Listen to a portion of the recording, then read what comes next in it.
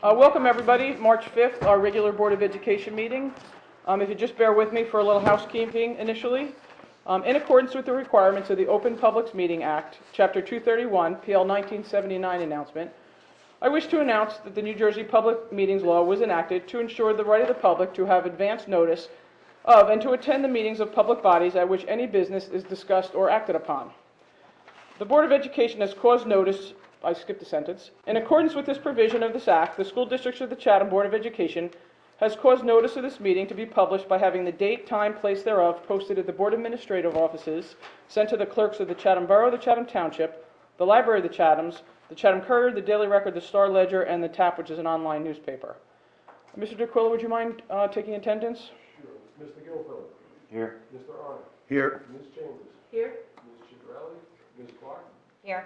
Ms. Kenny. Here. Mr. Ryan. Here. Mr. Valenti. Here. And Ms. Webb. Here. 8 present and counting. If you're able, could you please stand and join us for the Pledge of Allegiance? I pledge allegiance to the flag of the United States of America and to the republic for which it stands, one nation, under God, indivisible, with liberty and justice for all. Mr. Ryan, would you mind shutting the door? Thank you.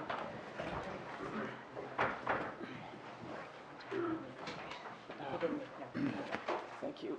So just some brief opening comments. We have a few more folks in the audience than is typical. We usually have kind of a standard rotating 5 or 6 folks. So if you're not one of the 5 or 6, I just want to kind of go over the general format of a meeting. Opening comments for me, which are often brief or non-existent. The superintendent, the business administrator will do their reports. We'll go through some committee reports. And then after that, we have our first opportunity for public commentary. And there's 2 opportunities. So there's the first one right after all the committee and the liaison reports. And then there'll be a second one that you can also address any topics that may have come up when we went through the regular agenda. And just to keep the meeting moving along, if you could, come up to the mic, introduce yourself. Depending on how many folks are coming, if you could keep it to maybe 3 or 4 minutes. Mrs. Clark is going to help me. She's going to time like 3 minutes and then maybe a minute after that, and we'll kind of give you a little bit of a high sign to maybe try and wrap it up. So that's typically the format of the public commentary section. Then we're going to go through the regular agenda. You may have questions that come up from the irregular agenda, and then there'll be a second opportunity. Here's one of our regulars. You'll have a second opportunity for public commentary at the end of the meeting. So if something piques your interest, don't think you lost out on the first time. We're going to swing back again through and open the floor up again. So that was it for me. I may circle back as we hit topics such as school safety, finance, or I reserve the right to come back to comments, but for now I'm going to pass the baton over to Dr. LaSousa, our superintendent, for the superintendent's report. Thank you very much, Ms. Weber. On a rosy topic, I just want to congratulate all of our winter sports athletes and teams. They've had a terrific season collectively, and as I'm sure you know, our girls basketball team accomplished something that they had never accomplished before, which is to win a county championship, and our boys basketball team is still in the mix and still in the hunt in the state tournament, and our hockey team, of course, is playing right now, I think, as we speak. So just kudos to all of our winter athletes, not only the ones on basketball and hockey, but who are involved in the other athletic teams as well. Of course, I want to acknowledge that this is our first Board of Education meeting since the school massacre in Parkland, Florida. Unfortunately, we've been in this position before where we have to acknowledge another school shooting. I'd like to just mention that, of course, as a school administrator and a former principal, I know that the worst nightmare that we all have as teachers or staff members or administrators is a school shooting, a shooting that takes place in one of our schools. And because of that nightmare and that threat, I just want to reassure everyone again and reiterate that we do take these matters extremely seriously. We work very closely with our local police departments and our county government to ensure that our students are safe. We conduct drills on a regular basis. We involve law enforcement in those drills. Many of us go to special training on a fairly regular basis. And over time, our district has made a lot of investments in school security. I can remember when I first came to Chatham a long time ago, the doors weren't even locked at the high school, and you could come and go as you please, and the seniors would leave whenever they felt like. And obviously, those days are gone, and we have swipe card systems at all of our schools. We have hundreds of cameras in the district. We have all kinds of other precautions that we take and that we implement when we conduct drills, and even the protocols of those drills have changed. So I just want to reiterate again how seriously we do take these matters, and the fact that student safety and well-being is paramount and foundational for us. Also want to mention that moving forward, just as we have done in past incidents or after past incidents when we've had to witness a horrific shooting in some other state or some other location, we will have conversations. We've been having those conversations. I've met with both chiefs of police since the shooting in Florida. Various committees of the Board of Education have met to discuss this. I'd like to thank all of the residents and citizens, most of whom have been parents, but some non-parents who've emailed me with suggestions or ideas or something that they've seen on a website that would help make our schools more secure. And we are evaluating various potential investments. We are looking at what the cost would be. With all of these items, there are financial costs, there are time costs, and there are cultural costs, just in terms of what kind of school system and school environment we want to have.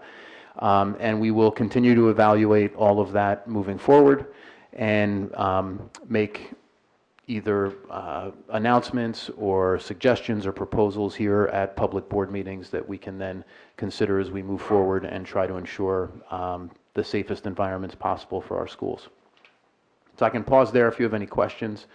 I have another item that I'd like to address beyond that. Have any questions unless it's going to come up at finance, discussing school safety and cost expenditures? Will that come up as part of our finance? We have nothing to really evaluate yet, so we haven't really costed anything out. I mean, some things we looked at in the past that were cost prohibitive, but in terms of having actual suggestions to the board, we're not quite there yet. Then my concern is, and I'm addressing this both to the superintendent and the chair of finance, if we need to add a second question, if we can't afford something, but yet the residents are saying, we need to do something more, we need to build man traps, secure the front doors, we need to possibly hire Class 3 officers. We know right now that that's not in our current budget. We know that it would go beyond the 2% in order to pay for that. So when would we have to put a second question? When would we have to formulate that so that the residents can either vote that up or vote that down? So the second question proposals have to be submitted with the budget for the 2018-19 school year. That means that for all intents and purposes, by the end of March, early April is when we would need to submit proposals that we want to present to the public to our executive county superintendent of schools, because they review the budget. And Peter can go over the specific timelines, but within a month essentially is when we would have to come up with proposals. Our architect is visiting the district tomorrow to discuss with us in more detail some items that we've discussed before, like more secure vestibules at the front entrances of the buildings. I've met with the chiefs of police about potential Class 3 officers. Class 3 officers are new. They result from legislation that Governor Christie signed into law at the end of 2016. They were never an option before. But now, if we were to entertain that option, given what we understand other districts pay those folks, we'd probably be looking at a cost, if we were looking to have a Class 3 officer in each school building, between $250,000 and $300,000 a year. So that will not fit in the current budget, and that would be something that we would have to consider for a second proposal if the board was inclined to move in that direction. I would like to ask the board to weigh in on, I would like to ask the superintendent, and I don't want to be on an island, so please weigh in. I would like to ask the superintendent then to set up meetings with the township administrator and the borough administrator and see if they can help us either with personnel, an officer, a resource officer, maybe hire a Class 3 officer under their guise, but then assign them to one of our buildings. Training for our existing officers. I kind of want to explore where our town governments can help us out. Again, either financial resources, training resources, personnel resources, or anything else that I can't think of. And again, I don't want to be an island, so if... President, have we asked the township and borough for resource officers before? The last time that this came up was sadly after the Sandy Hook shooting, And at the time, they could not help us out, which is why the board had to go to a second question. And the voters voted for the 6 security personnel who are not armed, but that's how that came about, maybe 6 years ago. Is it 6 or 7 years ago, Mike? 5, I think. 5? How time flies. And the township and borough local governments represent the constituents. That's correct. So perhaps it's a good idea for constituents to suggest or exert some pressure on our local borough and township governments to help out with this expense, if there is going to be one, if we deem it in the best interest of the kids. You know, I mean, it's all the same pocketbook, right? It's the same residents, whether they're paying for it on a That's true. second question or they're, you know, and I'm not suggesting that the borough or the township have this exorbitant pot of money that they're just sitting on, but I just want it to come to the table and have the conversation. You know, and if they can't help us, then I just want the residents to understand why we're going out for a second question. They've said it's not in their budget. I can tell you right now, knowing the dire straits it is, it's not in our budget currently. We're going to exceed the 2% as it is because of health care. So I would just like to begin the conversation, if you could arrange that with the town administrators, the borough and the township, either collectively together, or if we had to have separate meetings, and, you know, whoever can attend, if Mr. Gilfillan is able to attend, if I'm able to attend, that's great. Okay. I don't know how flexible folks' work schedule are, but I think we need to bring everybody to the table and have the conversation. And if we result in a second question, I at least want the residents to know, these are the steps that we've taken, and here's where we are. And if this is something that you believe in, then vote for it. If it's something that you just don't agree with, you don't want man traps, you don't want class 3 officers, then the residents can vote that down as well. I mean, does anybody else have any? Go ahead, Mary. I do. I would also encourage They are. our constituents and our community to reach out to, I would also encourage our residents of both communities to reach out to our state government. I'm sure Mr. Frulingheisen would love to hear from Chatham people regarding something other than the post office, and I think this is a really important issue to get behind, and I think we can bring it all the way to the top, to the governor's office. I think he's made some statements, and I think we'd like to hold him to that, where we would get some more funding, and I think if any help that we could get from our town and our grassroots, I think that would be really important and helpful. Thank you, Mary. And Jill, just Because I think there's going to be a shared sacrifice here on everybody's part, and we're going to have to work as a team, all 3 of us, to protect these schools. go ahead, Sal. Jill, if I could also weigh in. So there's the finance side of this. I don't think if anyone told us for X number of dollars you can guarantee safety of the children in the school, there's not a person in this room who wouldn't agree to that.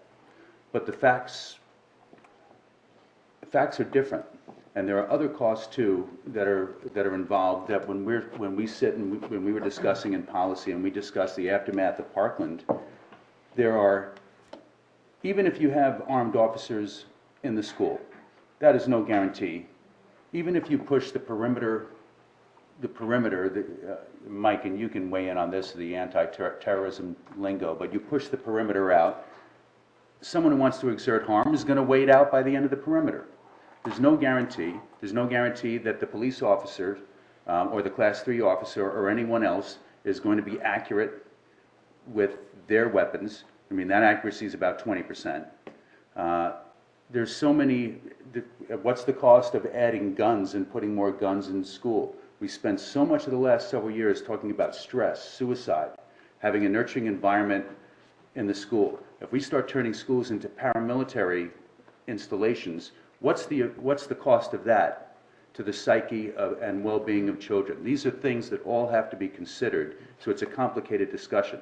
If we could snap our fingers and say, $300,000, $1 million, okay, guys, make it happen. Vote it up. We'll make it happen. Boom, our kids are safe.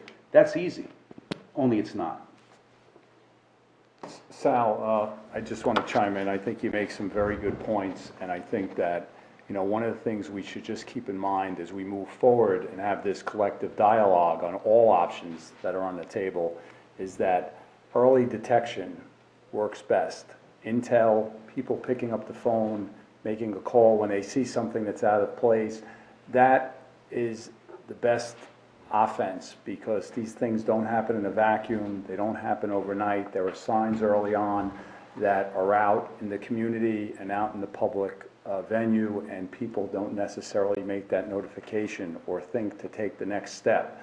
So I think that's something we should think about collectively and focus on beyond, to Sal's point, looking at going to arm up our, security, add more police, say we're going to take steps to, get more guns in the schools or potentially get guns in the schools. To your point, that is not necessarily the best option. I'm not saying that it's not an option. We should consider all options, but we should consider them in the context of this complicated issue.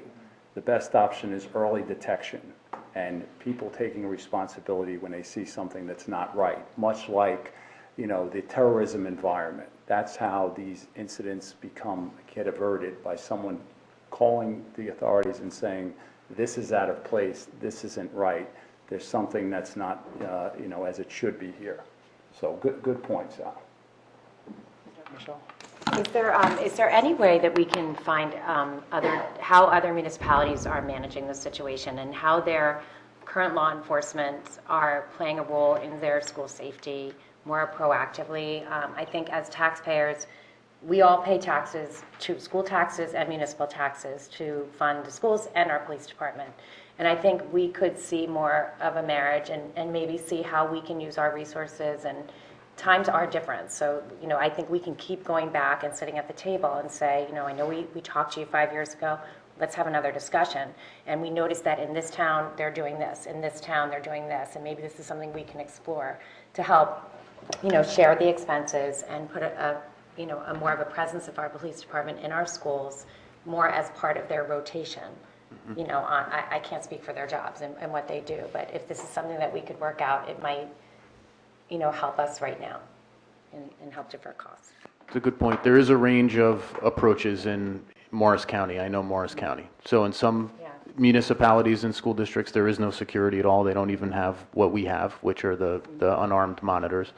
In other municipalities, the board and the municipality split the cost of a school resource officer, not even a class 3, but a school resource officer, which is a full-blown, full-time police officer.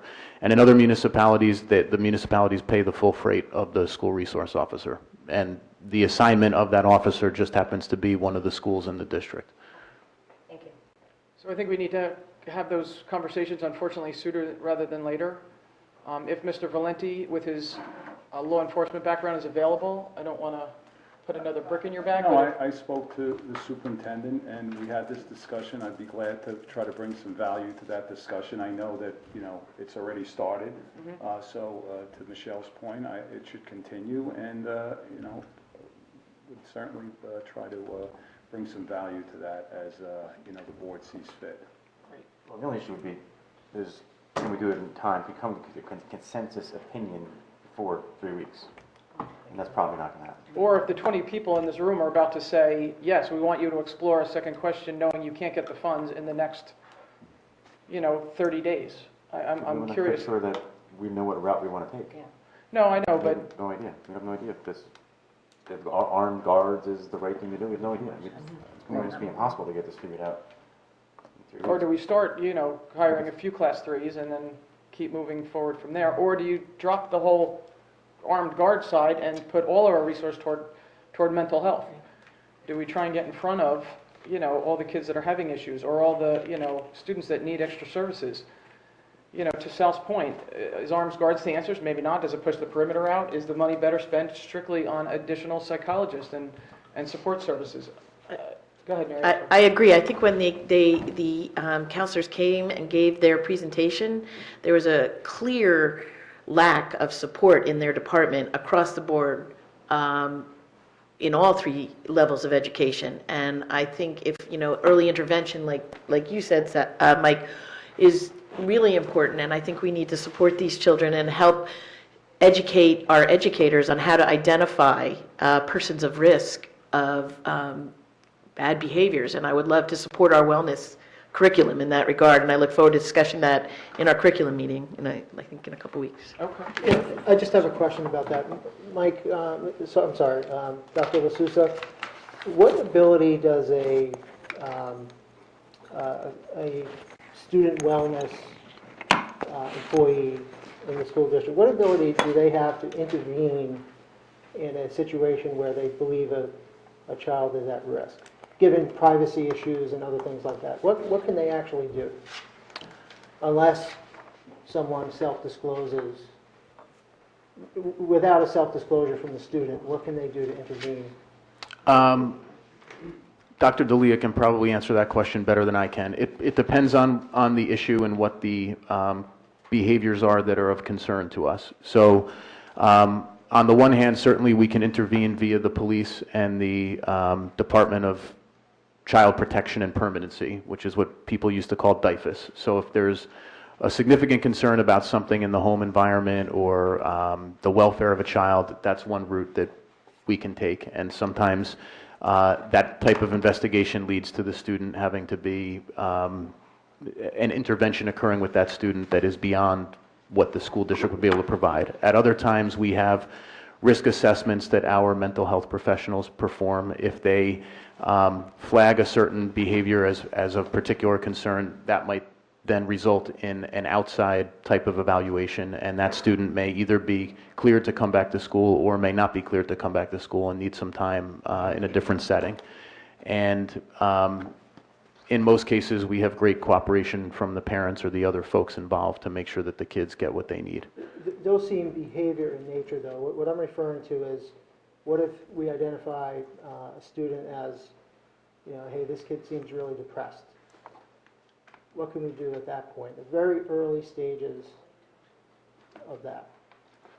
I'd say usually we would engage the parents. Again, I'm going to defer to Dr. DeLee in a second. We would usually engage the parents and offer them resources and other contacts that we have. So, for example, we have Project Community Pride at the Madison YMCA. We have a contract with them, essentially, that enables our students, if we refer them, to take advantage of their services at a rate that they can afford. If we are in a situation in which a parent refuses to provide the kind of support we think is absolutely critical, then we can go to an outside agency like I described.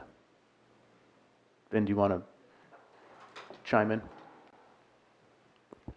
So I'm not sure, I'm not sure if you were asking whether or not if a youngster gets identified by a neighbor or another child as having an issue, what can we do? Is that? Yes, pretty much, yeah. So we do interview that youngster, regardless of where that information comes from. And school psychologists, social workers, school counselors will go through a mental status questionnaire interview. And based upon those answers, come up with a decision about whether or not that child poses a risk for either self-harm or harming others, or is just not feeling really great about things. In either case, the parents are notified, and either they are recommended to go to counseling, or we give them lists of people, or we request an outside evaluation to determine safety to return. Okay, and do we have many of those that happen? We had a survey, 105 children contemplated suicide this year, right? How many of those are we getting to? We probably... How many at-risk students are we identifying? Yeah, I know we have those numbers somewhere, Dr. Lucis. Well, we had them in the presentation in February, but there is a gap, Mike, to your point. There's a gap between the number of kids that are self-identifying in surveys and the number of kids that we're actually identifying ourselves and then screening. And I had a meeting similar to the meeting I had with the police chiefs. I met with all of the principals about a week ago, and we were discussing everything that we're discussing now. And I would tell you, and Vin was there, that the number one request from the principals was not police presence, it was additional mental health staff. At the K-5 level, 6, 8, 9, 12. And Mike, that's a good point, part and parcel to Mike Ryan's question. This is not, I hear many questions. What are we going to do? What are the police going to do? What are the schools going to do? This is a community issue, as I think we all know, but we don't always voice. We have to approach this, in my humble opinion, from a holistic approach. There are a lot of pieces here. This is not the school's problem alone. It's not the police's problem alone. It's not the community's problem. we have to address this as a community, as we're trying to do, but we have to keep and continue to have this dialogue. The identification may not come from in the school. It may come from a neighbor to the police department, back to the school, as has happened on several occasions. And that's where sometimes these things fall through the cracks. You know, much like happened nationally, authorities are notified, they try to investigate, there's not a follow-up course of action that's followed through with, and something falls through the cracks. So we should just, again, keep that in mind collectively as we move forward, that we have to be aware of it first of all, we have to identify it, and if nothing else, if there's a concern, there's nothing wrong with a parent calling another parent, right? I mean, that's what used to happen all the time when I was young, and most of the people in this room was young, and usually it led to some kind of action. Maybe not the best action immediately, but you got some results. So, we should all keep that in mind. There's not a magic fix here, right? And it's good to know also that New Jersey, as we all know, I think, but it's not always made clear, we have some of the toughest gun laws in the country, thank goodness. You can't just walk into a gun shop and buy a gun with an ID or a student ID or a driver's license. There's a process, there's a background check, the state police are heavily involved, the local police are heavily involved, so we should keep that in mind as we move forward. It's just something to be aware of. I agree with you, Mike, but I think we have to always keep in mind that with the mental health piece, we can treat our population. Some of these people are not in our population. They're coming from the outside and they're coming in. They're crossing state lines with a gun or many guns and coming wherever they choose to go and make poor decisions. That's right. So I think we have to look at this holistically, but I think we have to really look at all the pieces. And that's why we have local authorities and Oh, I state agree. authorities I think- and county authorities and the prosecutor's office and the school board to interact with them and have dialogue. That's what I'm saying, it has to be- Right, and that's, I think, what we should continue to do. So I, support your point, and it's a good approach. Any additional comments on this? I'm sure it'll come up during public commentary. So maybe the conclusion is we don't spend a tremendous amount of dollars on armed officers yet, and we don't know, but what we do know is, but to Matt's point, he just said to me, we don't know. But we do know that in February, there were 152 kids that not just thought about suicide, that contemplated so much as to make a plan. So the number is significantly higher than the 152 that was reported. It was 102 at one school and 50 at another. So while we don't know, we need to know very soon, and if we need to put something on the ballot or the budget, we're going to have to get there sooner rather than later. So if you can make recommendations from your next finance meeting. Yeah, we're meeting on Monday. Okay, meeting Monday. And Dr. LaSousa, if you could start arranging some meetings with our local government officials and pull in whoever you can from the board that's available, Okay. that would be great. Starting with maybe Mr. Valenti, Sorry. just because he has 3 decades in law enforcement. So, and you're on the finance committee, correct? Policy. Policy. But that works. You're hired. Any additional comments on this topic? No? Okay. Seeing none, Dr. LaSousa, you said you had one additional item you wanted to cover? I did, and I can either discuss that now or I can wait until the policy report, because it has to do with March 14th and the walkouts that are planned across the country. Okay, well, why don't we wait for the policy meeting, the policy report? I thought it was going to be good news, like you're giving us a raise. So if you could just hang on to that. Will do. When Mr. Arnott gives his report, and then we'll circle back to you on that. Mr. DeQuilla, the business Sure, I go administrator. with the business administrator, and I'll take the prelude for, I would gladly, in the budget account, double the board member's salary. See, you're too good to us. Twice of nothing is still nothing, so it definitely fits in our budget conference. I just wanted to give a quick facility update on the construction for the 3 referendum projects, all moving along at great paces. The contractor at Milton continues to make steady progress where the block work is being finished, and they continue to do the electric and the plumbing work. Shortly, the formal roof will be going on, so that project is making good progress, and we have another round of construction meetings this Thursday. At the middle school, the contractor, again, I will continue my steady progress claim.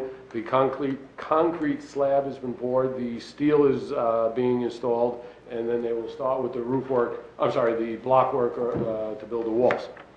On the auditorium, the contractor is making steady progress where they've sheetrocked all of the walls, and they are starting to bring in some of the clouds and still do infrastructure between all of the other improvements. Unfortunately, on the central office addition, the contractor had started the footings and has hit a snag.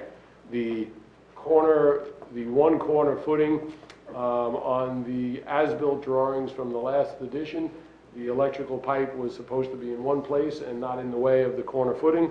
Unfortunately, the electrical pipe is in the way of the corner footing. It's not where it was said to be on the last as-built drawings. So between the architect, engineer, and contractor, they are working on a plan to see what needs to be done if the electrical pipes, there are 8 4-inch PVC pipes full of copper wire that go from the building to the electric service, which we're not sure if they need to be relocated or we can reformat the footing to build around them. So that is the debate and what's trying to be resolved as quick as possible. As far as the roof goes, for all of the roof work from the referendum in the summer, at the one section of the high school, 2 sections of middle school, and 1 section of Lafayette, we're still waiting for the punch list items to be finalized. Unfortunately, the high school auditorium seems with every one of the rainstorms, we have a continuing leak, or last Friday we developed a new one. The roofer was back on site today. The architect has spoken to the roofing company and the roofing supply company. I have a meeting Thursday morning with the architect and John Cataldo to come up with the status of all the roof projects, especially of the high school auditorium, because I've gotten some concerns since they can't seem to get the 2 areas of leaks rectified. So that will eventually delay the progress. We can't put 722 brand-new chairs in and electrical equipment and brand-new clouds with a leaky roof. That is, I will have an update on that, but yes, I am hesitant to put new equipment in to have it leaked on. And the contractor has been very good. Let me help you out with that. Don't be hesitant, don't do it. The contractor has been very good with working around the leaks, helping us to identify them, and carrying on as much as he can, without having this interfere with his work. Okay, because the roof we had leaked, so we Yeah. kind of know where we are there, so let's if it delays it, it delays it, and that would be unfortunate, but we just cannot move forward with. And if we have to wait for a rainstorm or ask the fire department to do a drill and flood the roof, then so be it. We will, and that's one of the things we hope to discuss this Thursday. Yeah, Wednesday's snow though, right? We have to wait for that to melt to leak through. Does anybody have any questions for Peter on the construction update? Or any other business administrative items? No? Seeing none? Okay, if you could keep us posted on that particularly, because that also delays the middle school auditorium, obviously. One is contingent on the other. Okay, seeing no additional questions for Mr. DeQuilla. Moving on to the committee reports. Ms. Kenny for personnel. Yes, we met on February 21st for personnel. We discussed the staffing issues, or the request for staffing issues for the 2018-2019 school year, and we're waiting to really for finance to give guidelines on any allowable increases, but we have the wish list of positions. Second, we went over the transition to the shift.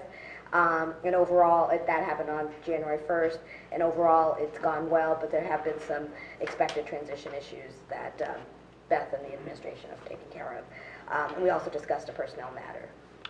I don't know when our next meeting is, though. It's the 28th. March 28th, okay, thank you. And on the positions that are being considered for the next school year, mental health is in that mix? It is, as well as, additional staffing for special ed and at the middle school and at the high school. So we're just trying to wait to get our, the final finance numbers and trying to see how it will all. Okay, so personnel will work with Mr. Gilfillan on those finance numbers? Yes, finance is aware of all the requests. We discussed these in finance. Oof, you got a lot of work to do. He has a lot of work to do. with no money. Sorry, Matt. Okay, any questions for Lotta on any of those items? No? Okay, we're going to move on to curriculum. Ms. Clark, are you able to report out for Mr. Corelli? Curriculum has not met since our last meeting. The next meeting is March 28th. March 28th? I mean, yeah, the 28th, same. isn't it? 20th. 28th, I thought. Oh, I'm sorry. Or 26th, what is it? It's whatever it is, it's a Wednesday. 20, yeah, it's the 28th, right? 28th. Yeah, Okay, okay, thank that's you. right. You're right. Remember, I got bum hearing. Okay. You're on my 28th. offside. All right. Is that by design? Great, fantastic. Thank you. Mr. Gilfillan, if you wouldn't mind enlightening us into the world of finance? Well, we did talk about the construction update, which Pete just went through, and then we're just continuing. We actually met just prior to this meeting. We're meeting again next Monday as we try to work through our capital spending plan for the 18-19 year, our staffing plans, which are robust, to say the least, and then trying to look at basically what we can do from a tax perspective, not only safeguarding the children of Chatham, but also our general taxpayers.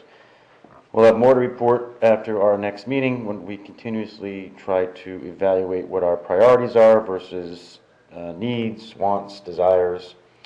And we have to have this done because this will be voted on, Pete, the next meeting? The preliminary budget will be approved, the preliminary budget will be approved March 19th, because I believe from memory it needs to be, the preliminary budget needs to be submitted to the county by March 29th, and for the county's approval. So we will have next Monday, hopefully, we'll have a number that we're going to take towards the full board. Okay, and then on March 19th, we also have an open finance Yes. meeting. Between the time we submit the preliminary budget and the final budget, we're going to have two open finance meetings, correct? March 19th and April 12th, I believe? Yes. 6th, sorry. No, 6th would be the 6th, that's how you break. It's the 15th. Tax day? Well, I'm sorry, the 16th. The 15th, I believe, is Okay. Sunday. So we'll have Monday the 16th. two open public finance meetings prior to the final budget being submitted. Okay. If folks can put that on their calendar, the next one is March 19th for the open finance meeting. Any questions for Matt on any of the finance and the facilities? The bleak outlook that it seems to be. Matt, I hope you come up. When is our state aid figures expected? I know they're delayed, but can you tell me the delayed The date? governor is giving his budget address on March 13th. They anticipate the state aid numbers to be released Thursday, March 15th. So 13th and the 15th. Okay. Pray for Big, upside. big numbers, okay. So by the open public finance meeting, the 19th, we should have those state aid figures. Okay. Yes. Okay, thank you. No additional questions for Matt or Peter? Mr. Arnock, I know you've had a very busy time in policy and planning. If you wouldn't mind filling us all in. Sure, thank you. Thank you, Jill. Let's get to a couple of easy things first, and then I know we have something joint we probably want to talk about. But policy recently met, and we discussed 3 policies that are approved for first and second reading tonight. These are all on the district's website. The first one is the administering of an opioid antidote policy. It's 5330.04. This policy is a requirement. It's been revised by the district with input from district physicians and nurses. So that's approved for first and second reading. Then also policy 8630, bus driver responsibility. Peter Tequila made some updates to the policy that are required by law and sent by Strauss Esme. That's approved for first and second reading. Also, regulation 8630, as opposed to policy 8630, emergency school bus procedures. Peter reported that the regulation has some additional required updates, things we have to jazz up in the language.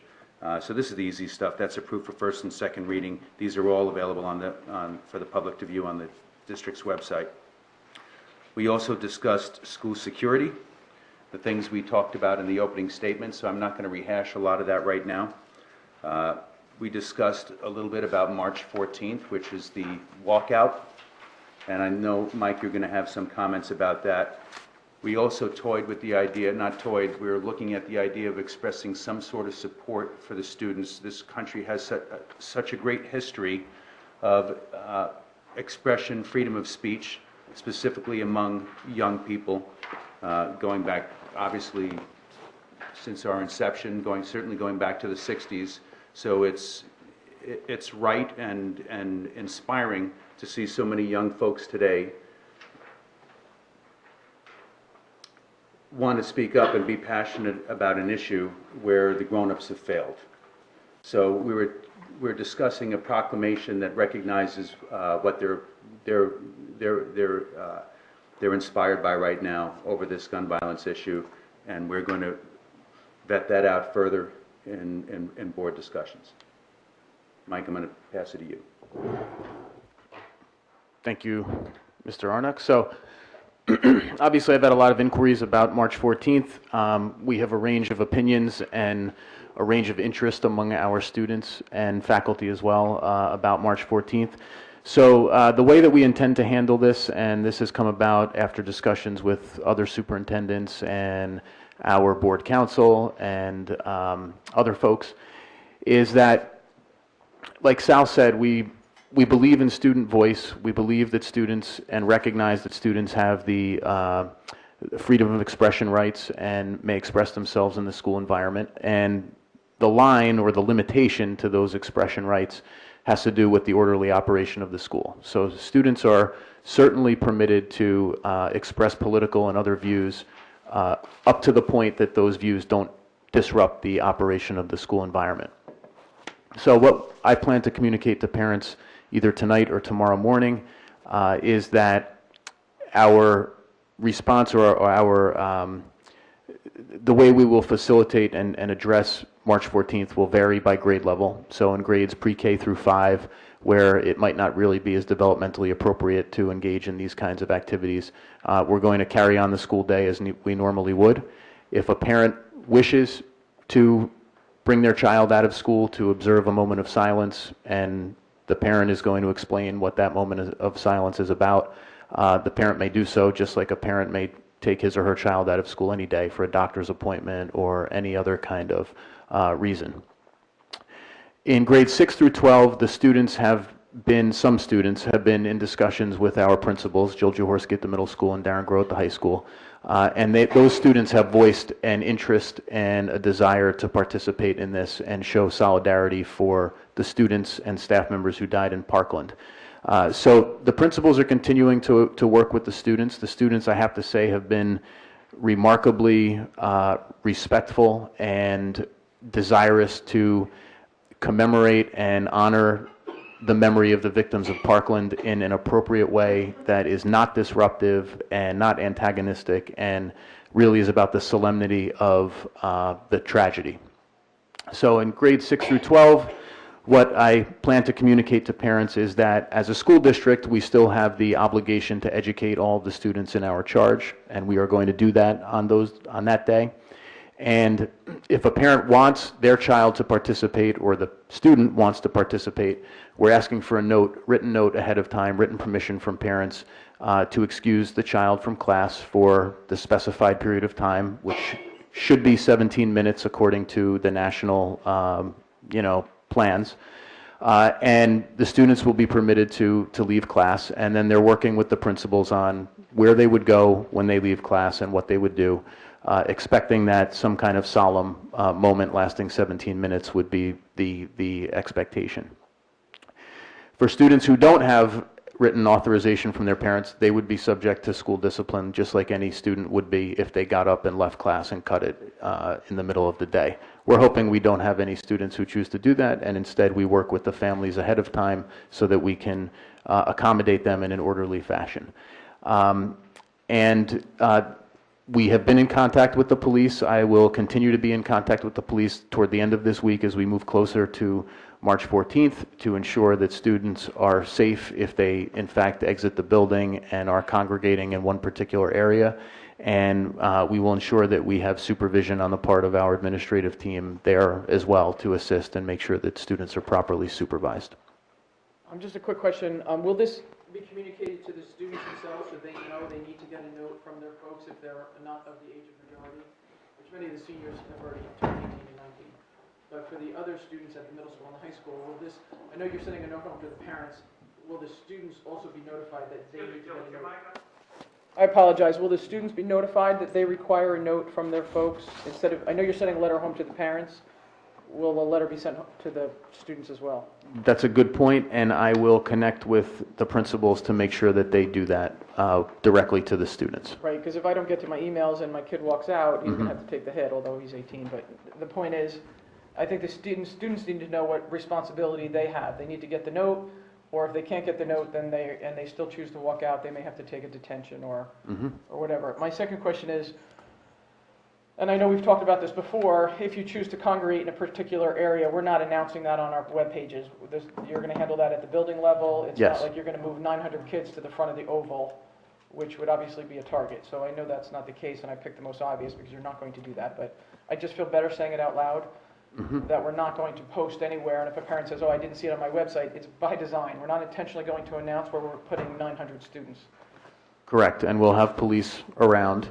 And we are recognizing, similar to the way we recognized when we were administering Park, that some students just were not going to take the test. We know that there will be some students who, regardless of what we do, are going to get up and walk out of the school. And we want to just, recognizing that reality, we want to make sure that they're safe when they do that and that everything is orderly and not disruptive to school. Mike, is there a way, Lada and I were even just talking about, through Genesis now, there is an attendance link through the portal, in terms of a management perspective at these two schools. Who's collecting all these notes? Who's tracking all this data? Notes could be arriving that morning, and there's a limited window to be able to, get that information out. And I know with Park, we were sent as parents a separate email requesting information. Do you plan to opt your child out? What are you opting your child or not? Or what test do you plan to opt your child out of? Just in terms of a management perspective, to be able to gather that data in different forms might be, because I anticipate your numbers may not be small. Yes, the plan right now is for, once I send a communication to the parents, that each of the schools will follow up within a day or so to indicate how they're going to handle it at their building. We've talked about Genesis. There are some limitations because it's a little tricky in Genesis to be able to specify a time where a student is dismissed early and then returned. So we're working through that, and we also don't, at this point, really have a firm handle on how many students we're talking about, whether it's a relatively small number or it grows and becomes much larger. Sounds to me like the students are very, very respectful and working very closely with the staff, so I wouldn't anticipate much issue. The ones that are engaged right now have been dynamite, but you never know what can happen if hundreds of kids, jump onto to something, and we just want to make sure that it's orderly and there's no safety issue. And Mike, I know that you're doing it, but I think it's important that we continue to have dialogue with the police, because we have to keep this in perspective regardless of how it unfolds, right? At the end of the day, we have a group of high school kids and pre-high school students going out to avail themselves to their First Amendment right within the boundaries that we lay out. So could there be things that are out of, the expected norm? Yes, but we can't escalate those issues, and that's something that we need to discuss with the local authorities, as I know you are, right? Let's not create an issue where there is no issue. That's an important piece of this, because we see it happening across the country where there isn't an issue, and then all of a sudden there's an issue because someone overreacts or creates a situation that shouldn't exist based on panic or not being prepared or their perception. All right, this is, let's keep it in perspective, as I know you're certainly doing, and we've gotten very positive feedback to Sal's point. So support that in any way we can, and applaud the students being proactive and standing up for what they believe is the right thing, in my view. That's all I have. Mary? Yeah.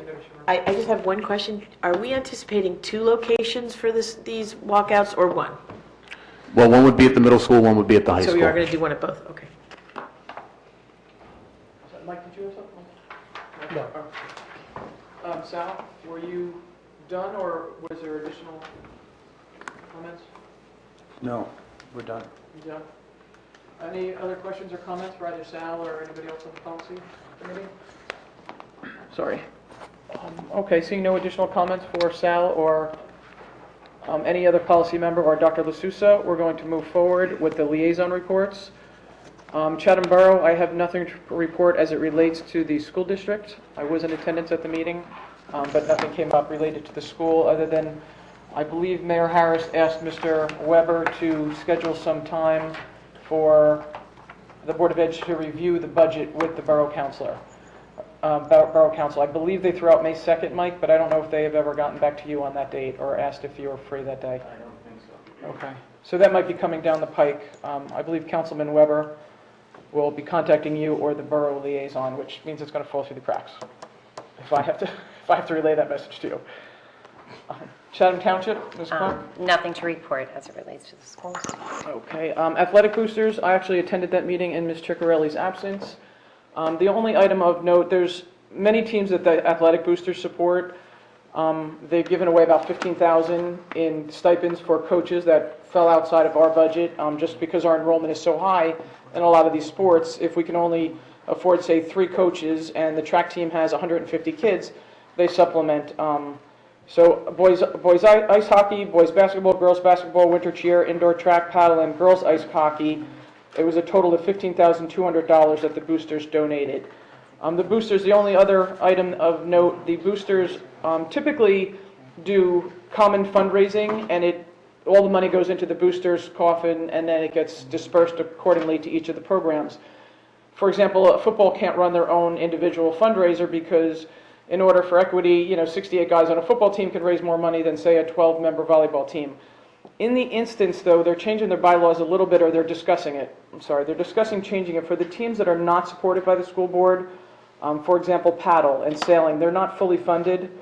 They're not funded, period, by the school board. Girls hockey, they will be given some leeway and to do additional fundraisers to help support their sport. And a lot of that goes to fees, transportation fees, director's fees, referee fees. So if anybody wants to get a little bit more involved or interested, their next meeting is March 13th. It's at the high school. Typically, the meetings are in the media center. On March 13th, it will be in room, I believe, 101. There'll be signs at the front door, though. So if you can, that would be great if you can get involved in there. Ms. Kenny, for the Education Foundation? Yes, the tickets for the Casino Royale have gone on sale starting today. The event will be taking place at Fairmount Country Club on Friday, April 20th.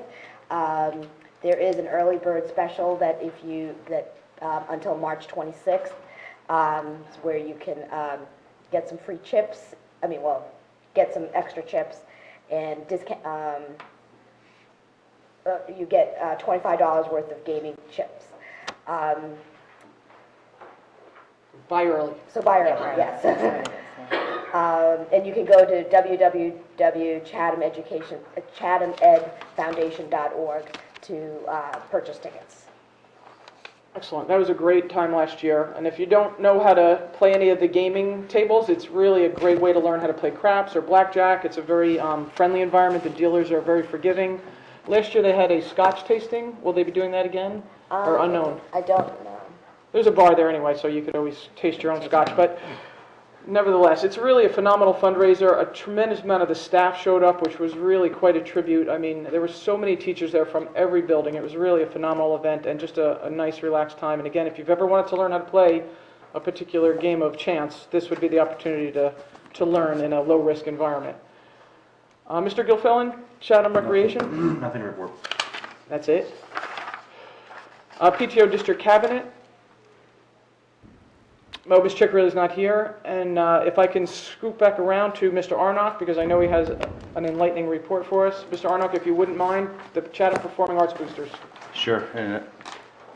Quite a few things to talk about this week. First of all, on February 21st, the high school music department performed at the Chatham United Methodist Church the Mozart Requiem, and it was sponsored through a generous gift from the Chatham Education Foundation. Conductors Crystal Grazer and Ken Bryson led an 85-voice choir and 30-member orchestra comprised of Chatham High School students and district faculty in a really amazing performance.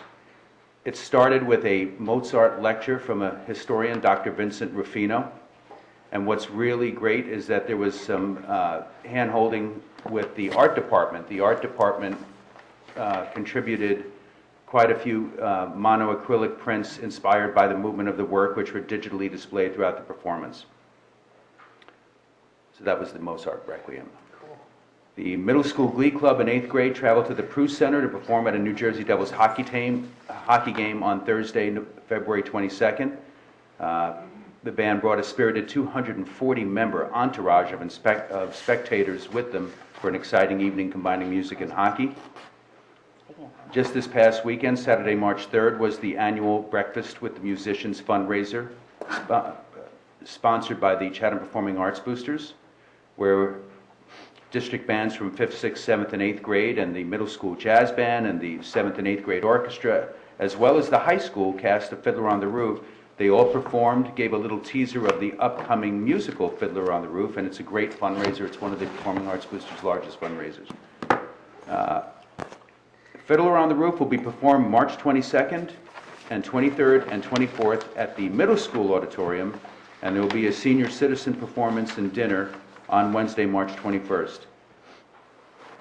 Finally, you're going to also see some of these Fiddler on the Roof students. They're going to travel to the Juniper Village and perform select pieces there. So it's great. I'd love to see them interact with other members of the community outside of the school proper. The Performing Arts Boosters' next meeting is Wednesday, March 7th at 7 p.m. in the Lafayette Lounge. Thank you, Jill. Right by ShopRite, Juniper Village, between Charlie Brown's, or Charlie's aunt? Charlie Brown's. Charlie's Brown's, yep. Charlie's Charlie's yeah. Brown's aunt.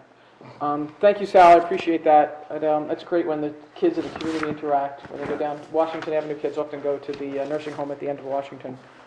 So thank you very much. Okay, very quickly, I just want to approve the minutes of the public and executive sessions for February 5th. And we also have the minutes of the public and private sessions for February 12th. Peter, help me out. Is it a different set of people for each of those meetings? Actually, Mr. Valenti needs to abstain on February 5th. Everyone else can vote on February 12th. Okay, very good. So Mike, when we vote on these together, just say you abstain from the 5th, that'd be great. So, Peter, would you mind? No problem. I'm here to help. Thank you for your direction, I appreciate it.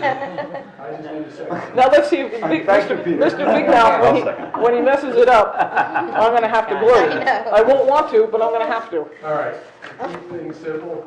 Ah, To approve the minutes of February 5th, Mr. Gilfillan. Yes. Mr. Ronick. Yes. Mr. Chambers. Yes. Ms. Clark. Yes. Ms. Kenny. Yes. Mr. Ryan. Yes. Mr. Valenti. I abstain. 701, March 12th, Mr. Gilfillan. February 12th, yes. February 12th, sorry, Mr. Gilfillan. Yes. Mr. Ronick. Yes. Ms. Chambers. Yes. Ms. Clark. Yes. Ms. Kenny. Yes. Mr. Ryan. Yes. Mr. Valenti. Yes. And Ms. Webb. Okay? how come I didn't get Yes, it? 8-0. We passed with that. Okay, very good. So we have our first opportunity, and I apologize that it took so long to get to our first opportunity for public commentary. Just a reminder, if you could keep it to a reasonable time so we can make sure that we want to hear from everybody. This is a new group. There's a few folks here that typically don't attend our board meetings. I particularly like to hear what the community is thinking about the beginning part of this meeting, the opening part about mental health, about security. What are the thoughts? What's the temperature in the community? I don't do Facebook, so if somebody can enlighten me as to what's going on the Facebook pages, that would be great. Mrs. Clark will, do a 3-minute, she'll check 3 minutes, and then we'll try, and if you can, just wrap it up, within the minute after that. That would be fantastic. I don't see anybody rushing to the microphone, though. So if you wouldn't mind, just sign in there. If there's going to be a number of folks, you could just queue up behind Ms. Devlin, and if there's a lot of folks, we could just put maybe the sign-in sheet at the podium, and that'll give folks a chance to sign in. I know some folks aren't thrilled about speaking at a microphone, but if you're going to, get over your fear, this might be the time to talk about safety and whatnot. If you feel more comfortable at the podium, just drag that over, if that makes you feel better. So go ahead, Ms. Devlin, I apologize. Good evening. I do want to thank the board and the superintendent and administrators for taking a proactive and thoughtful approach on all the issues you were talking about tonight for student safety, and I do agree it's a multifaceted issue. I would encourage very much the wellness and the mental health component of the piece to be very specifically addressed. I also want to lend my support to the students who initiated the interest in the National Walkout Day on March 14th, and all those students who came together wanting to facilitate it. I commend all those who want to exercise their right to peaceful public expression, even activism, while at the same time I respect anyone who chooses to pass. We have always taught our students not to be bystanders, but upstanders. And I cannot say enough of positive things also to the superintendent, administration, and board for their affirmation of this issue to the students. I did want to ask 3 quick questions on the matter. We'll do our best, but typically, Okay. as you know, it's not a great opportunity for back and forth. Okay, I'll just throw them out for dialogue, That would food be for thought. They don't fantastic. necessarily If we mean, can circle back to them, right. and, Mike can address them quickly, that's great. Okay. But if we can't, you'll understand. since Just you're one of food our for regulars. thought. They don't even need specific answers tonight. Okay, I would fantastic. just be curious how the district is going to handle if the teachers want to step out to observe a moment of silence.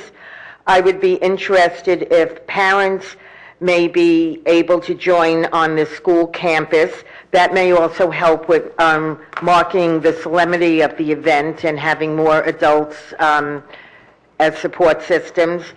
And also, I would assume there would be some plan in place to ensure the students are back safely in the school. When you do something like a fire drill or something, I guess they go out en masse with the class, but this is going to be a little different. So those are just kind of some things that came up when I was listening to the discussion tonight. But again, I want to reiterate my support and appreciation. Thanks. Thank you, Ms. Devlin.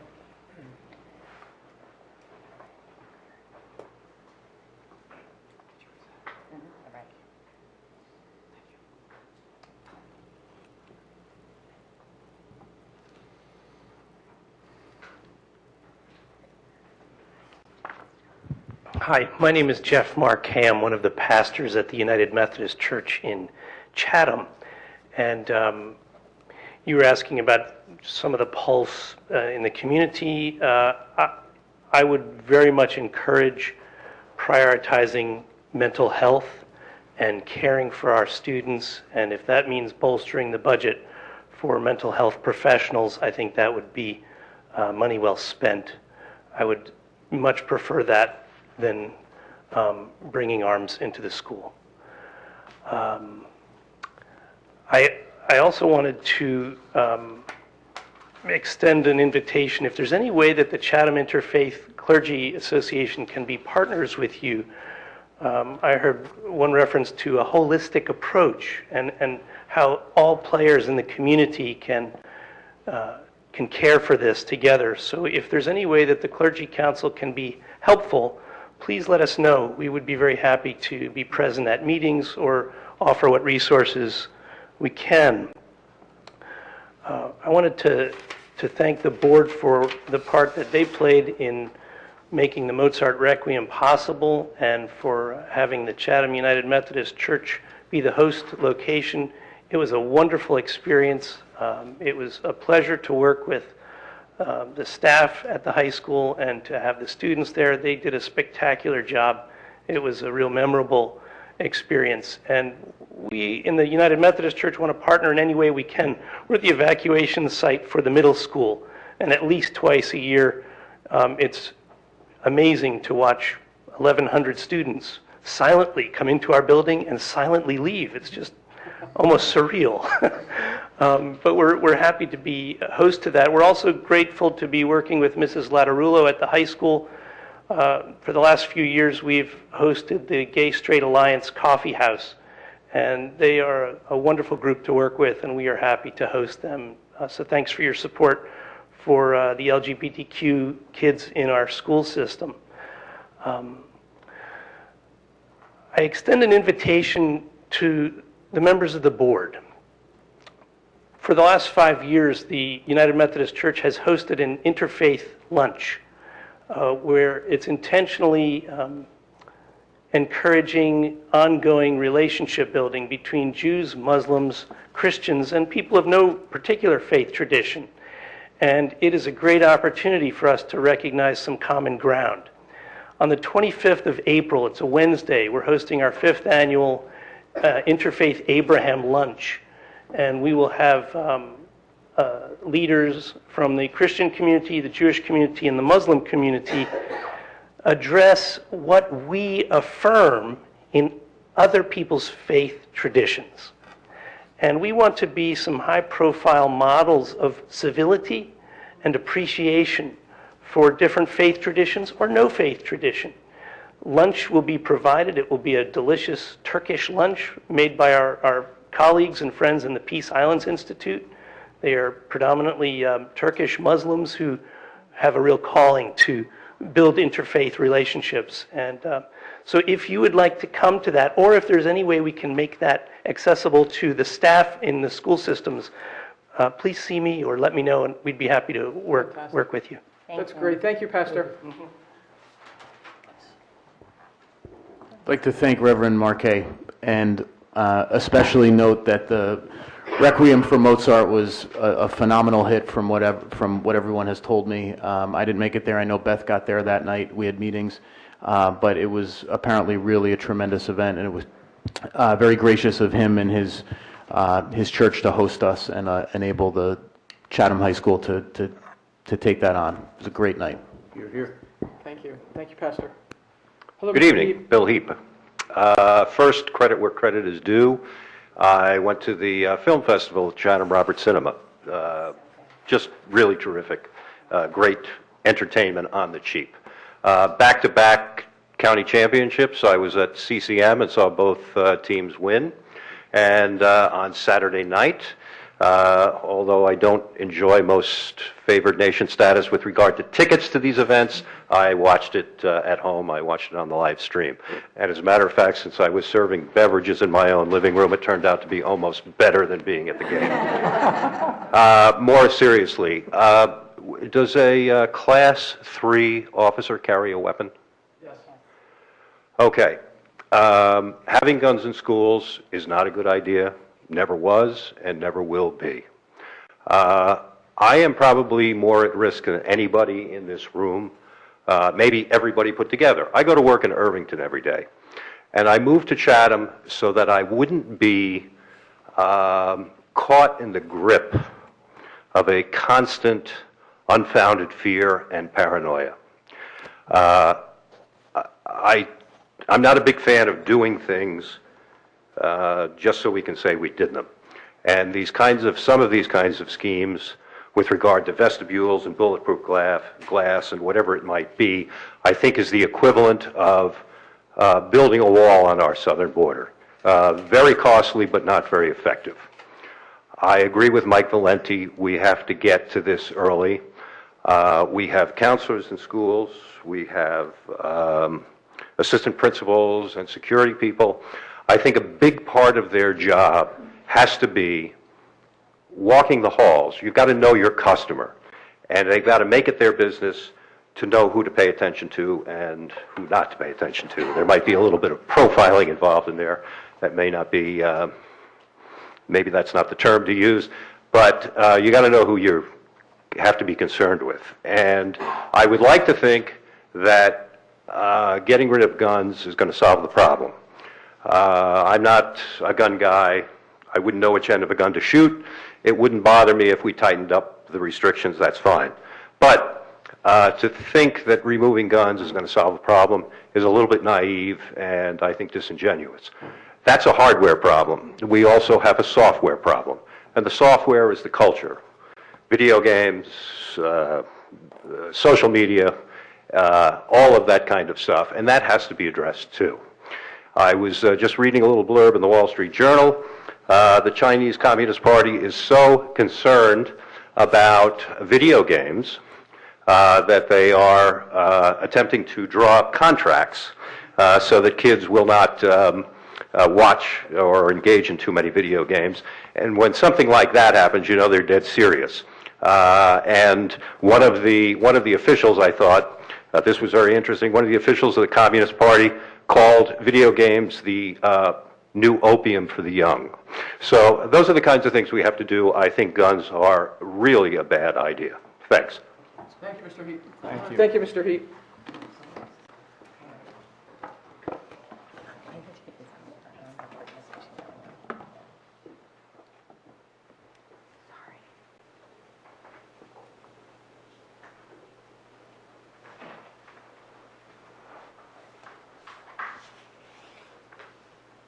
Hi, Catherine Peck, Chatham Township. And so I think a couple of things that I'm wondering and contemplating that really resonated with me. And first is probably our students are ready to speak up. They're ready to collaborate with others and to say what they believe in. And the question is, what do they believe in? Do they believe in armed guards, or do they believe in mental health and wellness in our schools? And if we were to ask them where to put the funding, where would they put it? And then the second part of that is, earlier we talked about the impact of letter writing campaigns. And are we asking or teaching our students how to write those letters? Do they know how to write persuasive pieces to politicians to change policy? It's one thing to ask them to walk out of school, but it's another thing to ask our students with their parents to come together to say, this is what we believe will change the culture and climate of our schools. How much are we doing that?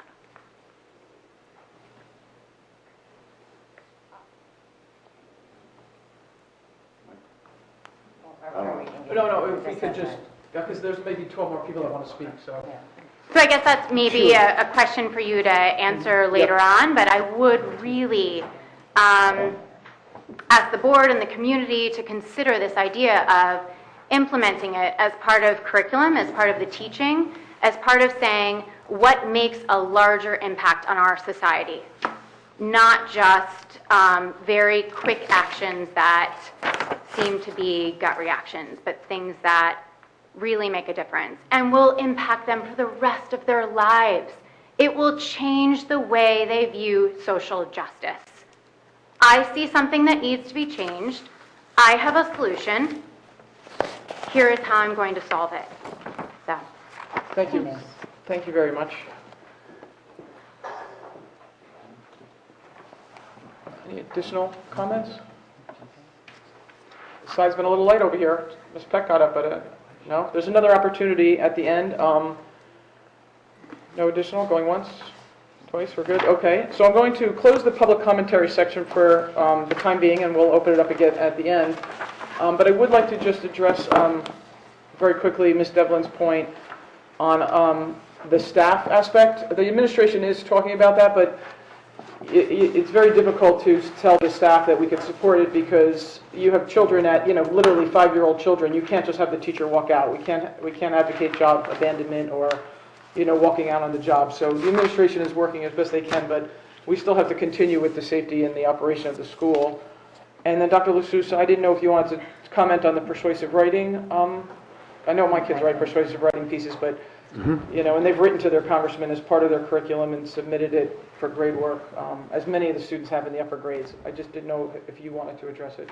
Sure. I'll say that there is board policy about staff being able to engage in political activity in school. So, like you say, that's not something that we are accommodating. We're accommodating student voice because students have First Amendment rights. Teachers have First Amendment rights too, but in this case, like you say, they also have other responsibilities during the course of the day, and it's not the same. We can't treat staff the same way we can treat students. In terms of persuasive writing, we do a lot of persuasive writing.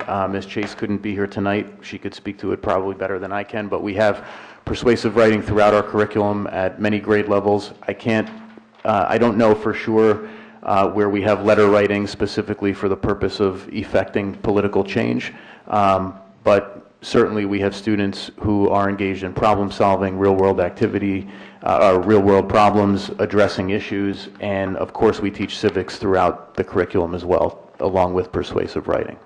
So. I can even comment, because you use the same curriculum as we do, where I teach, and the Teachers College Units of Study starting in kindergarten has their letter writing is, their persuasive units are voices be heard. So even our little kindergartners all the way up, if you're following those units of study, they're being taught from 5 years old up how to write a persuasive piece. And as you go to civics in 8th grade and go up to GovPol, AP GovPol, these students are being encouraged to think independently, to write about what they think, and to share it either amongst themselves or put it out there.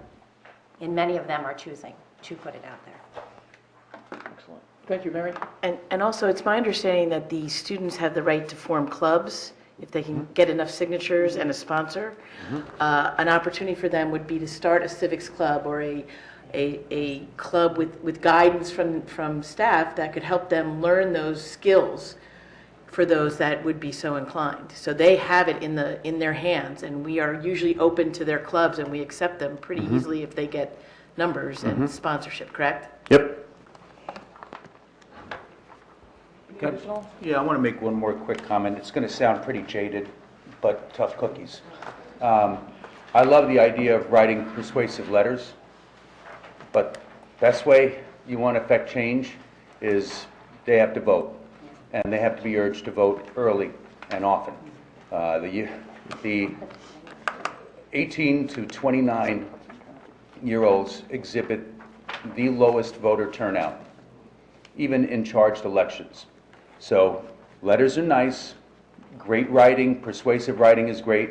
They need to vote, or they need to somehow figure out a way to start a lobby.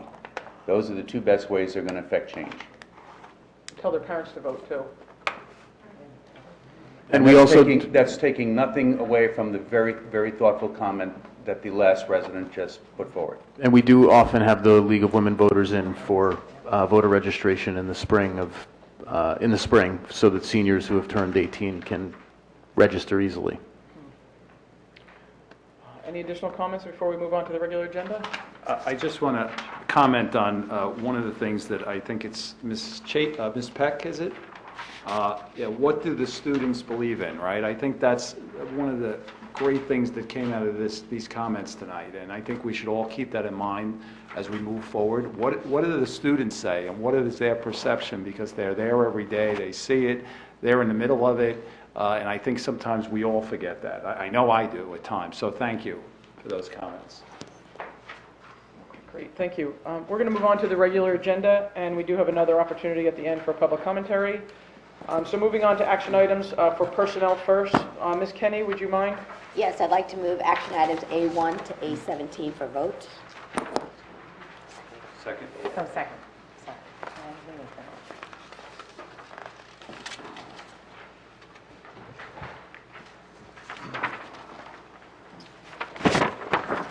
Are there any audibles, Ms. Grant, or?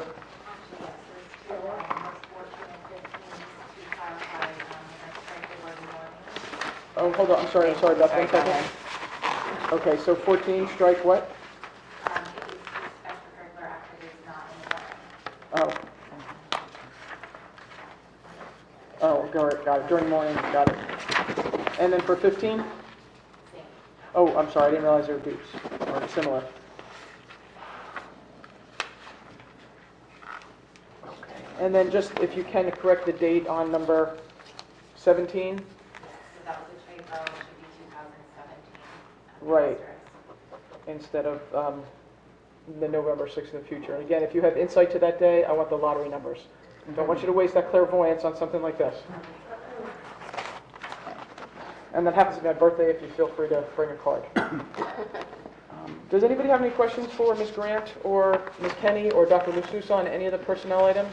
And just a reminder for some of the folks that are just joining us for today's conversation, the agendas are posted on Friday, so we have all weekend to look at these. So if you have a chance, look at the agenda that are posted on Friday. If something piques your interest, please join us. Please send an email. Please let us know. That would be great. So if it appears that we go through them rather quickly, it's because we've read through them over the weekend.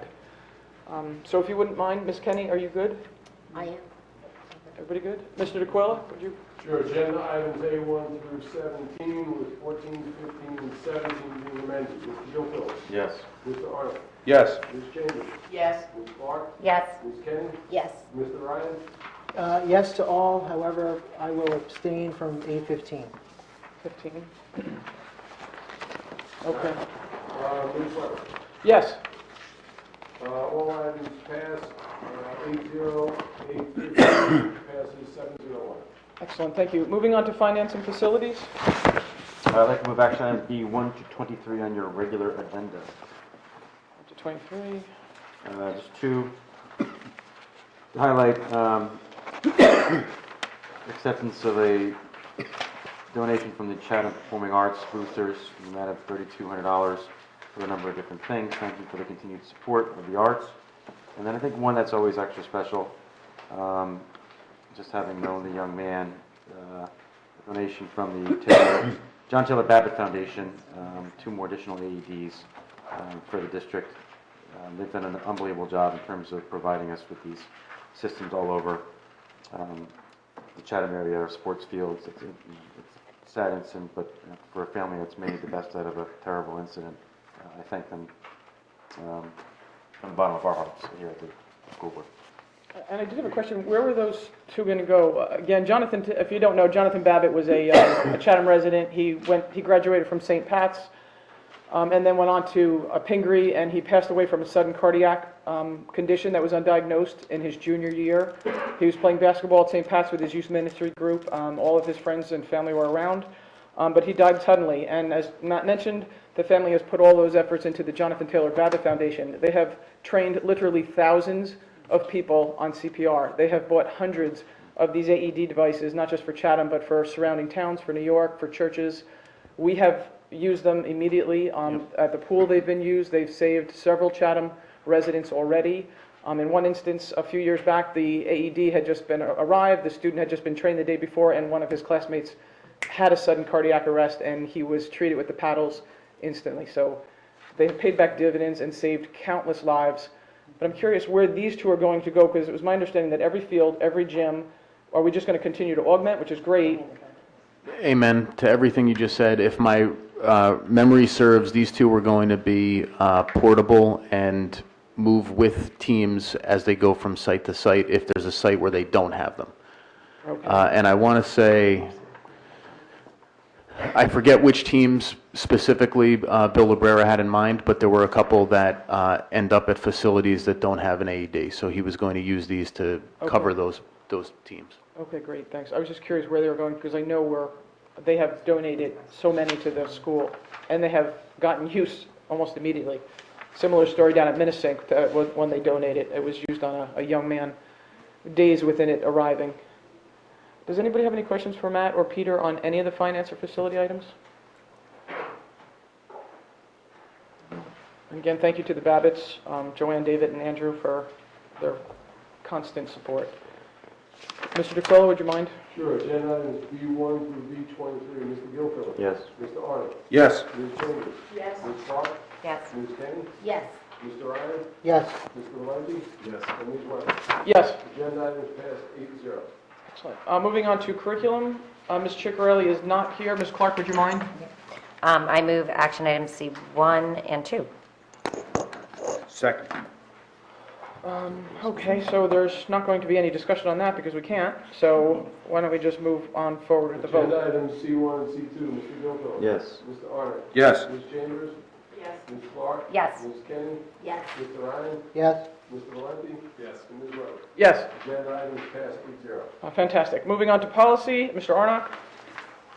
I would like to move policy 5330.04, the changes we made, Policy 8630 and Regulation 8630, first and second reading. I move those. Second?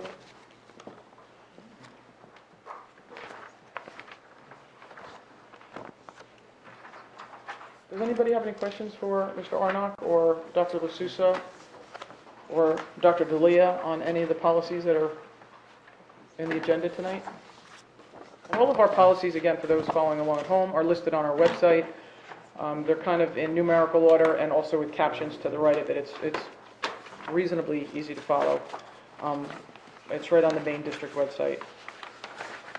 No additional questions or comments?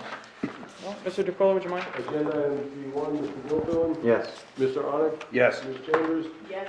Ms. Clark? Yes. Ms. Kenny? Yes. Mr. Ryan? Yes? Mr. Valenti? And Ms. Weber? Yes. Agenda items D1 passes 8-0. Excellent. So now we're at our board business. Any new business, any old business that any board members would like to bring up? I don't have any business that I'd like to discuss. I just want to remind the board members that we do have an executive session, so please don't run out. We are meeting in closed session to discuss a confidential student matter and also a legal matter.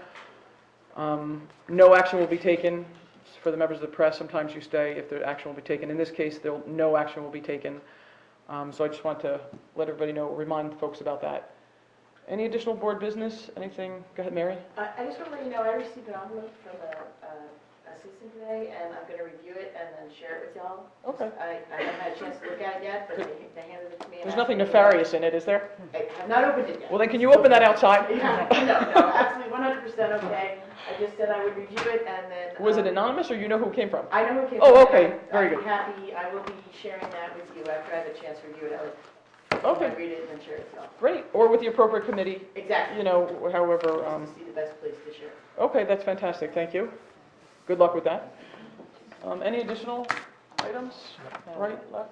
Hockey score 0-0. 0-0 hockey score? Is that what it is, Matt? Just started. Oh, the game just started. Not that I know. Oh. Well, then we're going to move on to public commentary. Again, if you wouldn't mind coming up to the mic, if several folks want to queue up, that would be great, and we could maybe sign in. Again, if you're not comfortable, just, we won't look. I mean, I don't know why people aren't comfortable at a mic. Open mic is always a good time. But if you're not, you can stand at the podium if that helps ease some of the anxiety for public speaking.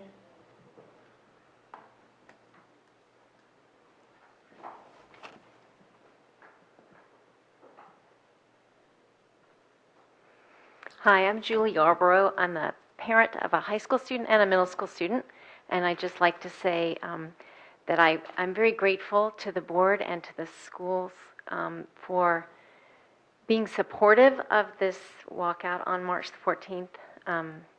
My kids are going to be participating in that. They've been talking about it a lot with their friends, and I'm grateful that we live in a town where that's encouraged and supported, as opposed to a lot of other towns across the country that are threatening to suspend students if they walk out. I'm glad that we're in a town where free speech is appreciated and where students are encouraged to take part in this exercise. And as a parent, I also want to just register my opinion that I think I would vote to put more money towards mental health and not towards arming guards in our schools. Thank you. Thank you very much.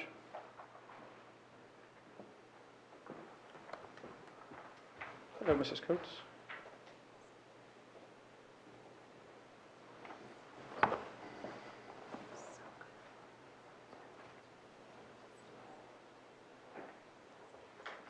Hi, I'm Amy Coates from Chatham Township. I just wanted to follow up on that great statement before about looking into what the students want, and to remind you, I mentioned it at the last board meeting, but for whenever the curriculum meeting meets, when you're discussing any new implementation for the mental health illness component, my daughter did create a website with curriculum ideas as a Chatham High School senior as part of her Gold Award. She shared it with all of the health teachers at the high school.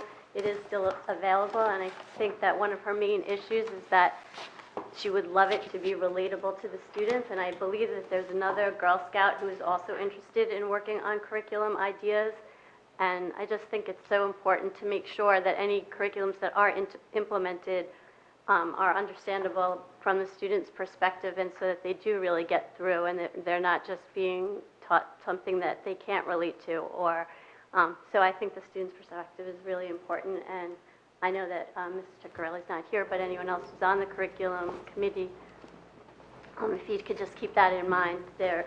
She spent hours and hours doing research and talking to other students about things that they would be, that they could listen to and understand, as opposed to listen to and not take anything in from.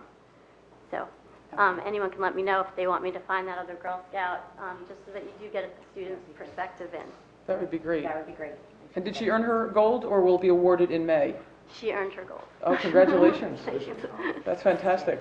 Dr. LaSousa, Any did other you questions? get her a certificate? I actually met with her about this Oh, okay. probably 2 years ago, maybe. Okay. She's in college now, right? Yeah. She's finishing up her freshman year. Yes. Yes. Wow. Yeah. And But we she had a don't- lot of great points and insight. Okay, great. Yeah, Amy, if you could connect us with the, If you can just send it to Anne or through us, and Yeah. then we can take a Send look. it to Anne? Yeah, because she's the chair of the curriculum committee. Okay, will do. that'd be great. Thank you. Any additional public commentary? If not, we'll close it out. A few of you didn't talk yet? I'm not next time. No? I am begging people to talk. Thank you. I make a motion to close the public session. Second. All those in favor? Aye. Opposed? Thank you very much for coming. Please drive safely.